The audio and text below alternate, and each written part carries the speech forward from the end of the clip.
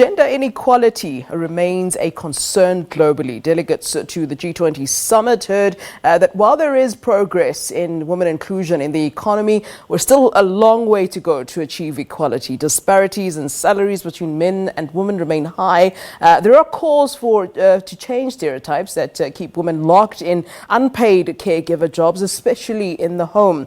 Our reporter Glorious Sefako-Musi caught up with the UN Women Executive Director Phumzile Mlambo-Ngcuka on the sidelines of the G20 summit. Women are still being discriminated against in a way. There's progress that has been made, but we still have a long way to go. How would you describe the situation in terms of women inclusion in the economy at the moment? There has been an increase in labor absorption of women in most countries. We are at G20 in most of the G20 countries. Some of them are even close at closing the gap. However, women are in low-paying jobs in the majority. They are jobs that are not in some countries covered by the labor law, so their full rights as workers are actually not protected. In some countries, countries like South Africa, obviously with high unemployment rate, so the situation is actually quite dire. So there has been progress, but the quality of the progress needs attention. We need to make sure that women are not just in the low-paying jobs. We need to close the wage pay gap, which still exists in most of the countries, including the G7 countries, and women's representation at senior level has not increased enough. So it's a mixed bag.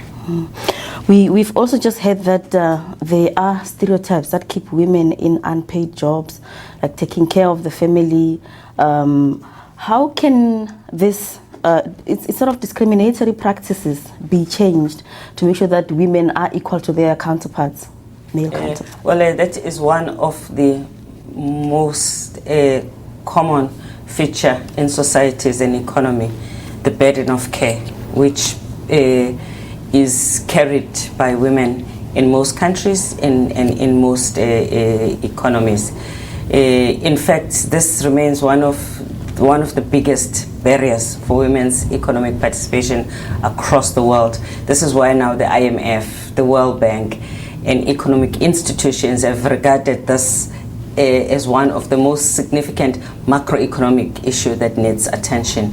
The unavailability of affordable childcare in most countries is a barrier to progress in women's participation. South Africa, for instance, is one of the countries that was profiled significantly on this issue of access to childcare, and it was demonstrated that with childcare accessible and affordable in South Africa, you would significantly increase women who work, you would increase the performance of kids at school because you would make them school ready in a much more systematic and scientific way, and you would also create jobs for women. The same study was done in Turkey, the same results were shown, the same study was done in parts of the US where childcare is unaffordable.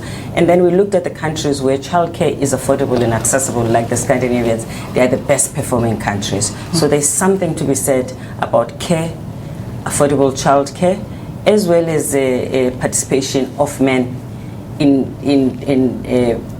at home, and ensuring that the caregiving is a shared intervention between both parents. Yes, women are still being subjected to pay disparities. Men getting paid more for the same work that women are doing, and then they are being paid less in some instances.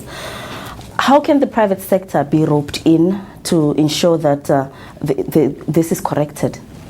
Well, unequal pay between men and women for work of equal value is one of the biggest barriers to women's economic participation, as well as poverty reduction.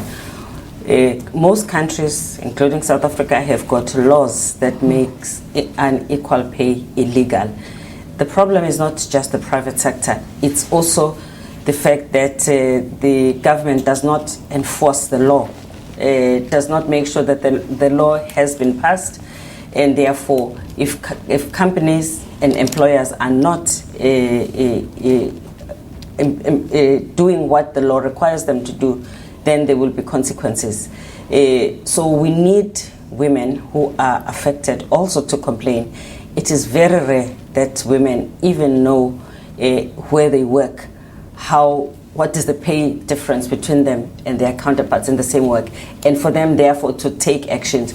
Unions do not fight for equal pay. They may fight for higher salaries, but they don't fight for higher equal salaries. So the problem is not just on the part of the employers. The employers have no incentive to do the right thing, but you actually need society to be much more organized. You need the affected parties, in this case women, also to take on this issue, because clearly if women don't fight for themselves, no one is going to fight for themselves. So we need to support one another in order to make sure that the laws are enforced.